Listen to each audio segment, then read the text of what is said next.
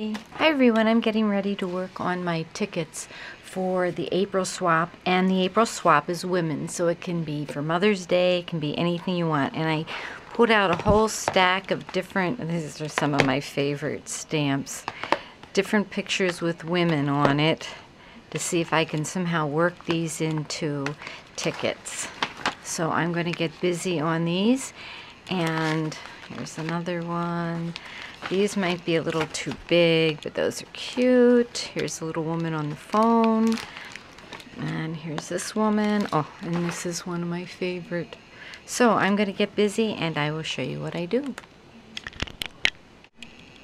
So the first ticket I'm going to do is the one that I use this stamp, and it's just, you know, it was a very inexpensive stamp. I love this. It says, "You're only a kid once, but you can be young for a lifetime." And I love that. I think it's so cute. But anyway, so what I did is I stamped her on the tickets, and then I've colored her with Copic marker, and I learned the coolest technique this weekend to shape things. So I got these tools. It's just this shaper tool and this tool and this little foam mat, and it's all from, it's called a paper shaping kit, and it's from Cracker Box Palace. And that's the name, you know, if you look up Cracker Box Palace online, you'll find the store. So what you do, just like you're doing those flowers, you take and you shape it. So you're going to just make circles and curl and curl and curl it. And I just wanted the surfboard to be a little bit more 3D. And the hat, if I can get it. So when I did that the other day and I put it on my card, I thought, oh no, what's wrong? It's got lots of wrinkles. Well, I didn't know, but you have to, I found out, you have to take this and you iron it. This is the little tool that gets the wrinkles out. So you use this and you just rub it over it and iron out the wrinkles. And you can go over on this side too. And then just go back over it. And like for bigger things, you can use this side to roll it out too. But then you have to go back in and iron it to get out all the crinkle wrinkles.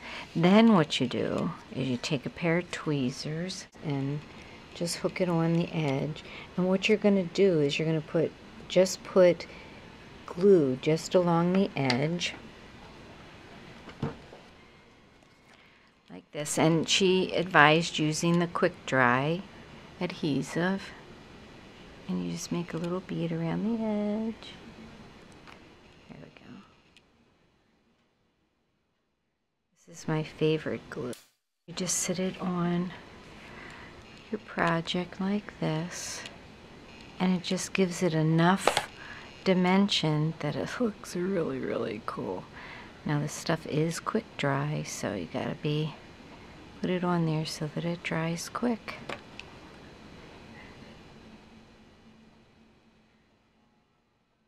Just go around the edges like that. Then you have a nice little 3D surfboard instead of a flat one. I'm going to try to do the hat. It's pretty tiny, but she was doing really tiny things too, so it looked really, really cool. See how it's kind of puffed up? I didn't quite get all the wrinkles out, but I think it looks pretty good. Alright, so now we'll try the hat. And I'll take, see there's two ends, I'll take the little end. And the person that did the demo, her name was Chick. And she really did some great, oh my gosh, they were so cool, her ideas. So I'm just curling it up. See what I'm doing? I'm just taking the little end and curling. And then I'm just going to take this one and iron it out to get out all the creases that I made. And then you take your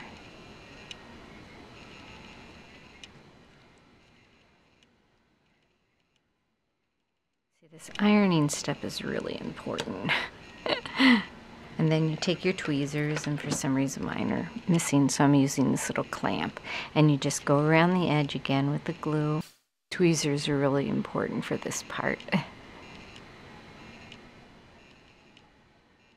Alright, and then you place it on your project. Tweezers would be a little bit better than this clamp. And then now her little hat is puffed up. Very cute. Just, it'd be cute to do her swimming suit too. I might do that. So there you go. There's my first little lady ticket.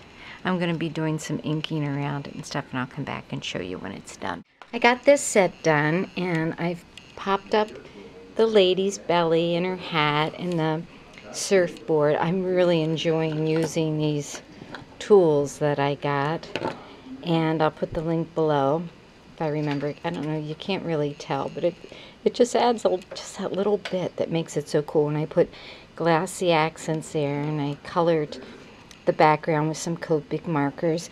Then this one is a Crafty Secrets one, and I stamped it, and then I popped up the typewriter. I colored it blue and popped it up, and then I added some different, I used Tim Holtz markers on this one.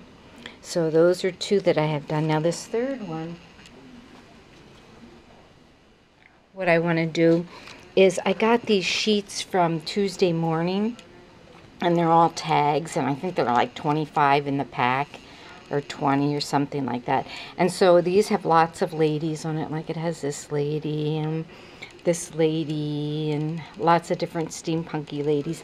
So what I want to do is use this lady on here, and I don't think I'm going to pump this one up, but what I am going to do is take a Tim Holtz background stamp and stamp the tag first, and then I'm going to attach these. And because these are just a little bit bigger, I think I'm going to overlap where the circle is and see how that works. So you see, you don't have to, you know, you can just make little pieces of art out of each one of your tickets without, you know, it doesn't have to take you days and days and days. Which is taking me because I'm doing a million other things in between right now.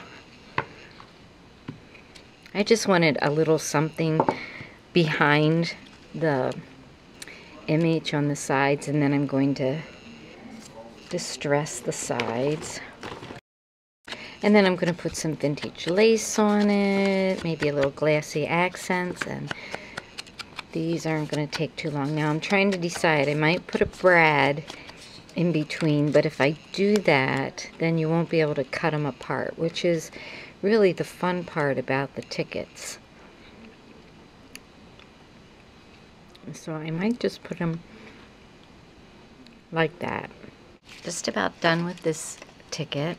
So what I did is I stamped the back, I showed you that, and then I put the piece from, and this is Steampunk Debutante Collection, and then I took some of this lace that I had, and I cut this part off, and then I just gathered it really small to put at her waist, and then I put a little ribbon on there.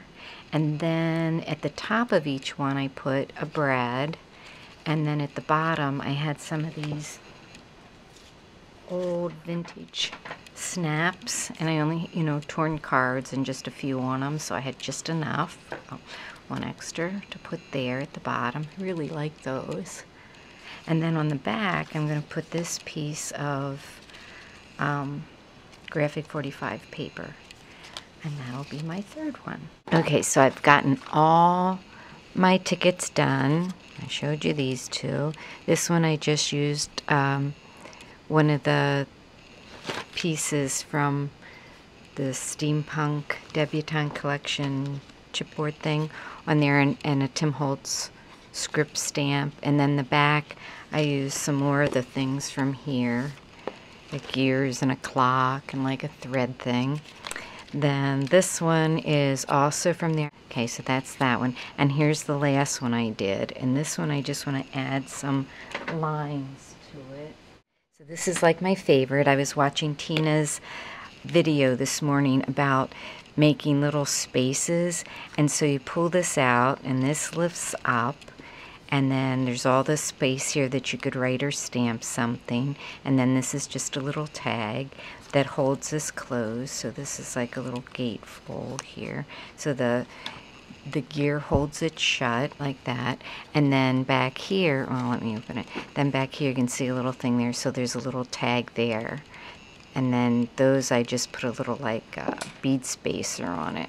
So that is the way these go. These were a lot of fun. Thank you, Tina, for the idea. So that's the way that one looks. So I hope you have till the 5th of April to sign up for the ticket swap. So I hope you'll join.